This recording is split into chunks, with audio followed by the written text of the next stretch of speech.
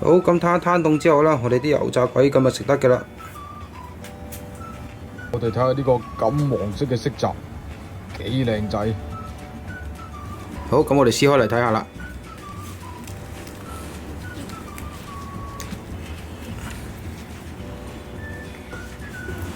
係好成功做到好大個窿窿喺入邊嘅，整啖食下先。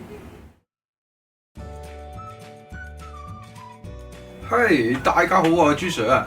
呢一條影片咧，我就會教大家整一款啦，無論係大人、小朋友啊、華人或者係外國人都會喜歡嘅食物，就係油炸鬼啦。嗱，咁油炸鬼咧，其實有好多款做法嘅，咁啊有落臭粉版啊、梳打粉版、伊士版。拋打粉版等等，咁啊無論邊一個版本都好啦，咁其實我都收藏過一啲比較好嘅比例嘅。咁啊幾年前咧，我喺 Facebook 嗰度咧已經 share 過一款臭粉版嘅版本嘅啦。不過咧嗰個發酵時間咧就有啲長，同埋嗰個難度性咧係屬於高少少嘅，因為你要有啲發酵嗰啲要拿捏得好。咁啊今日咧呢條影片咧我就會教大家整一款十分之容易版本嘅，咁啊個成功率係達到好高嘅。咁如果大家學識咗之後咧，咁一定可以喺屋企自己炸到一條咁啊又靚仔又好食嘅油炸鬼啦。咁啊唔使驚話出去食啲萬年油嘅油炸鬼啦，又或者係嗰啲落啲發粉啊，落得好勁好重味嗰啲油炸鬼噶啦。好啦，咁喺屋企呢個簡易版嘅油炸鬼點樣整？我而家就去片。好，我哋而家開始啦。中筋麵粉啦，250克；拋打粉2.5克；梳打粉3克；鹽6克。咁啊，所有材料攪勻佢先。跟住加入豬油10克，唔用豬油可以用液體油。牛奶大概160克，視乎呢個麵粉吸水量而決定。所有材料撈一撈勻佢，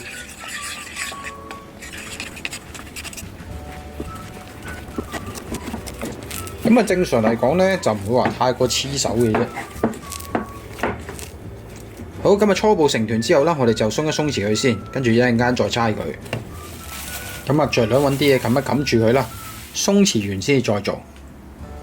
好，咁啊呢個麵團啦，就鬆弛咗半個鐘頭，跟住我哋就將佢猜翻光滑佢先。咁其實鬆弛咗個麵團咧，好好猜嘅。咁啊，基本上好似我咁係咁已經猜佢幾下。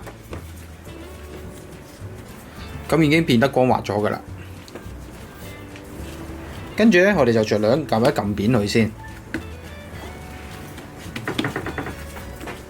然之後喺個麵團表面薄薄地咁樣搽翻少少嘅油，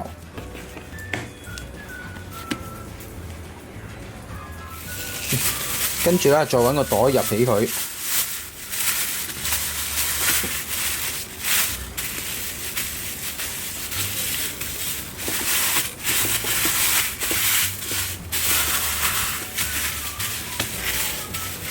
壓扁佢，跟住擺入雪櫃嗰度鬆弛。咁啊，擺入普通格可以㗎啦，唔使急凍。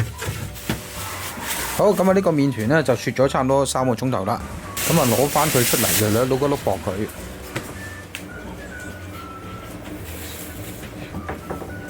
咁我哋咧就唔需要碌得太薄嘅，咁啊大概一隻筷子嘅厚度到就 OK 嘅啦。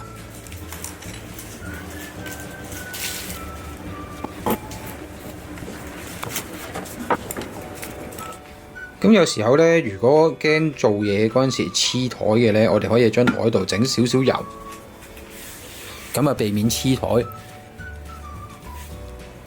但係我哋要留意喎，我哋係台面嗰陣有油好咯噃，麵團嘅表面咧唔需要有油嘅，因為如果你麵團表面有油咧，你就好難將佢哋黐埋一齊啊，跟住你炸嗰條油炸鬼咧就會散開噶啦。好，咁我哋將佢對半切開啦。大概3cm 到一條。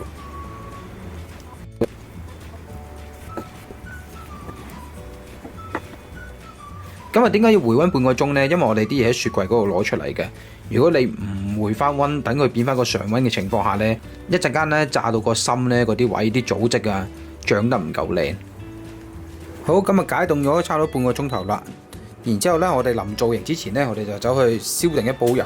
啲油呢落多啲就唔怕嘅。咁其實啲油呢炸完一次之後呢都可以好清嘅，咁可以用得翻嘅。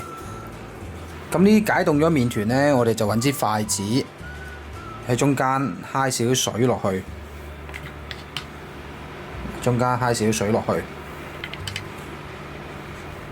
咁呢一個步驟呢，業內就稱為叫做打水線。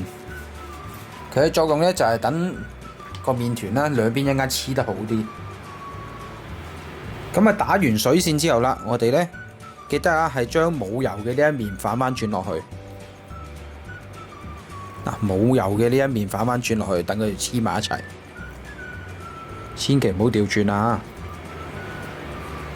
炸油炸鬼呢，嗰啲油溫一定要夠高。咁點樣去測試呢？如果冇溫度計嘅同學呢，我哋就吉支筷子落去。咁會見到有好多泡升起上嚟嘅，咁啊即係代表個溫度夠高啦。而溫度計嘅溫度呢，就大概係190度嘅。咁造型嗰方面都唔難嘅。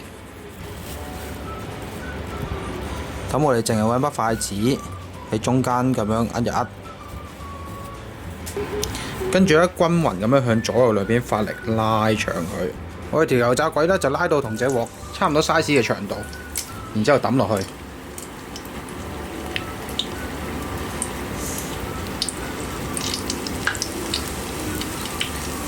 一浮起咗上嚟之後呢，我哋就要不停咁樣翻滾佢。等佢四面可以受熱平均。咁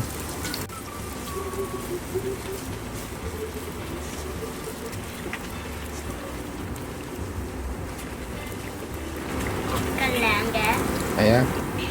咁啊，如無意外咧，就分零鐘炸完一條噶啦。咁啊，炸完之後咧，揾啲廚房紙索一索啲油佢咧。好，咁攤凍之後啦，我哋啲油炸鬼咁啊食得噶啦。我哋睇下呢個金黃色嘅色澤幾靚仔，跟住睇下佢個外表啦。咁呢啲咧一個個氣泡呢啲咧，一睇就知好嘢嘅啦。有氣泡咧，即係代表佢係空心油炸鬼，即係食落去唔會話係好實滴滴嘅口感嘅。咁而拎上手咧，亦都係好輕身嘅啫。好，撕開嚟睇下先。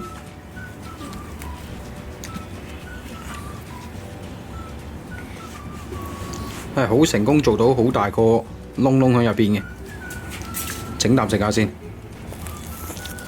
嗰啲鹹味啊、軟爛度啊嗰啲啱啱好，又唔會話好似某啲配方咁，驚佢發得唔夠勁呢，跟住就落勁多嘅泡打粉，跟住搞到食落去成紮泡打粉或者梳打粉嘅味道，好食。好啦，咁啊影片係拍攝完成啦，咁啊最後又係綜合小貼士嘅時間啦。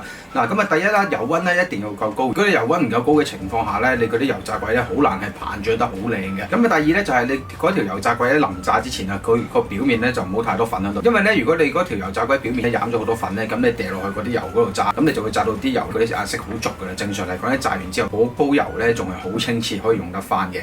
咁啊第三咧就係啦，如果冇中緊粉嘅同學點算咧？就去買就可以嘅啦。好啦，今日鏡頭前面啦，如果中意食油炸鬼嘅同學或者網友，咁啊記得喺留言下面打翻個 yes 或者係打一句我好中意食油炸鬼。咁啊你哋今次就做咗個簡易版本先，下次咧我就有機會再教大家整下一啲更加香口味啲嘅，例如係發酵版本啊等等嘅。好啦，今日分享到呢度啦，喜歡睇影片嘅記得訂閱、俾得 share，我哋下一條影片再見，拜拜。